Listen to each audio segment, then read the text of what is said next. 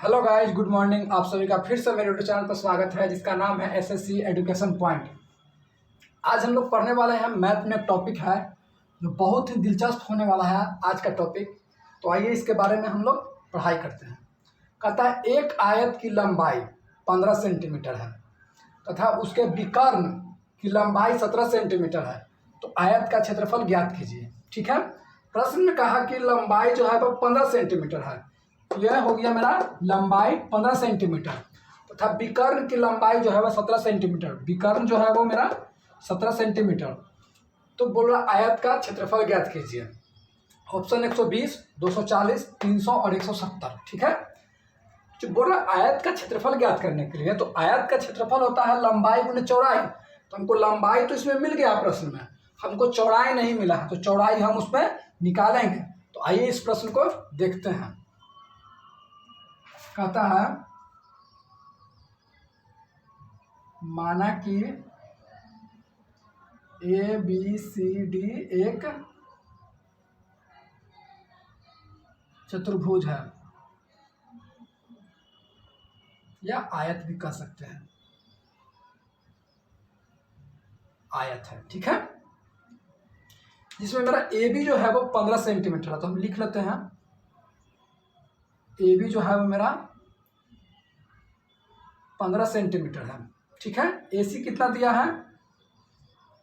17 centimetre. ठीक है। अब हमको हर हाल में बी सी निकालना है, तो बी सी निकलेगा कैसे? तो आइए बी सी पहले देखते हैं कैसे निकलेगा। तो बी सी निकालने का फॉर्मूला होता है बी सी स्क्वायर बराबर A C square minus A B square. ठीक है। B C square equal to A C कितना है मेरा? 17, तो 17 का स्क्वायर माइनस ए बी कितना है?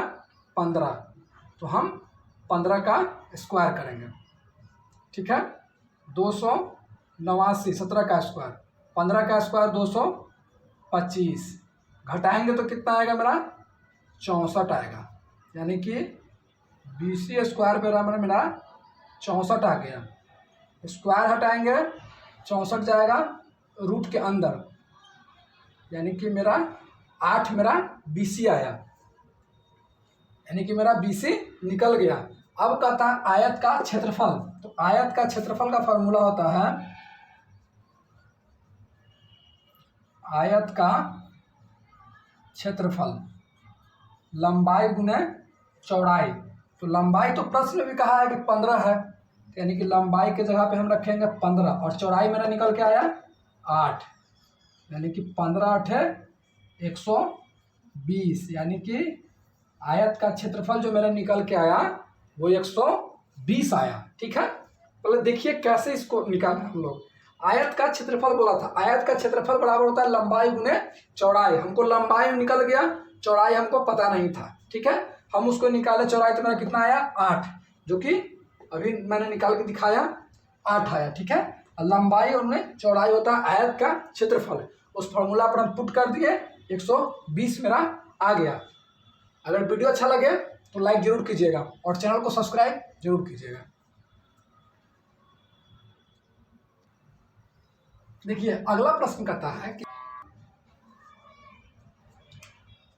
कि सन्नी को एक परीक्षा में पास होने के लिए 36% अंक प्राप्त करने थे। उसने 24% अंक प्राप्त किए तथा 9 अंकों से फेल हो गया तथा पूर्णांक ज्ञात कीजिए। ये पास और फेल का प्रश्न है और ये परसेंटेज चैप्टर से है। ठीक है। तो आइए इसको हम देखते हैं। तो लिखती है कि माना कि पूर्णांक जो है वो x है। ठीक है। इसमें 2 को परसेंटेज दिया हुआ है, तो हमेशा हम अंतर निकालेंगे। तो अंतर निकालेंगे तो कितना आएगा मेरा? 36% माइनस 24%, तो निकल के आएगा मेरा कितना? 12%। ठीक है। हम पूर्णांक कितना माने थे? x, तो उसी को हम बनाएंगे x का 12%। परसेंट का मतलब होता है 100, और पूर्णांक मेरा कितना दिया है? 9 दिया है, तो हम उसको 9 लिख देंगे। आइए इधर इसको सॉल्व करते हैं। x का 12% का बट्टा होता है 100 इक्वल टू 9, तो x निकाल देते हैं तो 900 अब बट्टा में 12, 12 सत्ते 84, बचा 6 यानी कि 60, 12 पचे 60, यानी कि x का वैल्यू जो आया मेरा वो 75 आया, यानी कि कह सकते हैं कि इसका पूर्णांक 75 होगा। प्रश्न था कि सन्नी को एक परीक्षा में पास होने के लिए 36% अंक चाहिए, मगर उसने लाया कितना 24% अंक, इसलिए 9 अंक से वह फेल हो गया। तो उसका पूर्णांक कितना था, बस वही हमको निकालना था। 36% से पास होता, 24% से फेल होता, पास और फेल का अंतर निकाल दे तो आगे मेरा कितना 12% है। और माने तो पूर्णांक संख्या कितना x, बस x का 12%, और पूर्णांक यहाँ कितना दिया था 9 अंक, बस 9 अंक रख दिए। इसको सॉल्व कर देंगे, x का 12% बटा में 100, 9 यानी कि 900 बटा 12, यानी कि मेरा निकल के आया पूर्णांक कितना 75, जो इस प्रश्न का आंसर हुआ। अगला प्रश्न है टाइम एंड वर्क का। ए तथा बी मिलकर एक कार्य को 18 दिन में समाप्त करता है, जबकि बी और सी मिलकर इसे 24 दिन में समाप्त करता है, जबकि सी तथा ए मिलकर इसे 36 दिन में समाप्त कर सकता है। तो ए बी सी तीनों मिलकर इस कार्य को कितने दिन में समाप्त करेगा। एक ए बी है जो 18 दिन में, ठीक है, उसके बाद बी सी है जो करता है 24 दिन में, और सी ए जो है वो 36 दिन में करता है, ठीक है। तो तीनों मिलकर यानी कि ए बी सी तीनों मिलकर कितना दिन में समाप्त करेगा, आगे इसको देखते हैं। कहता है कि ए तथा बी मिलकर यानी कि दोनों संग है 18 दिन में करता है, बी और सी जो है वो 24 दिन में मिलकर, यानी कि बी और सी जो है वो 24 दिन में, सी और ए कितना दिन में करता है 36 दिन में। ऐसे प्रश्न में पहले हम टोटल काम कितना है वो ज्ञात करेंगे। टोटल काम ज्ञात करने के लिए हम करेंगे क्या, 18, 24 और 36 का एलसीएम लेंगे, तो मेरा आएगा एलसीएम 72, ठीक है। अब इसको 72 से भाग करेंगे, 18 चौको 72, 4 मरते में, 24 तिरिके 72, 3 मरते में, और 36 दुना 72, 2 मरते में, ठीक है। अब हमसे पूछा है ए प्लस बी प्लस सी तीनों कितना दिन में करेगा, तो 72 बटा 4 और 3, 7 और 2 9, 9 8 72, ए बी सी 8 आया। और अब प्रश्न में देख रहे हैं कि ए जो है वो 2 गो है, बी है 2 गो और सी है 2 गो, तो 2 गो ए है 2 गो बी है और 2 गो सी है, पर मेरा निकला कितना ए बी सी यानी एकक का निकला, हमको 2 निकालना है, तो लास्ट में हम इसको 2 से गुना कर देंगे तो आ जाएगा मेरा 16, जो कि ऑप्शन नंबर बी में 16 दिया हुआ है। अगर वीडियो अच्छा लग रहा हो चैनल को सब्सक्राइब जरूर कीजिएगा। आइए अगला प्रश्न कहता है कि एक रेलगाड़ी एक समान चाल से चलकर 122 मीटर लंबे प्लेटफॉर्म को 17 सेकंड में तथा 210 मीटर लंबे पुल को 25 सेकंड में पार करती है, तो रेलगाड़ी की चाल कितनी है। ऑप्शन है 46.5, 37.5, 37.6 या 39.6, ठीक है। तो माना कि रेलगाड़ी की लंबाई जो है वो x मीटर है, तो पहली का कितना है 122 मीटर, तो मान लीजिए कि x प्लस 122 बटा 17, दूसरा कितना है 210 बटा 25। आइए इसको क्रॉस मल्टीप्लिकेशन करते हैं तो आ जाएगा मेरा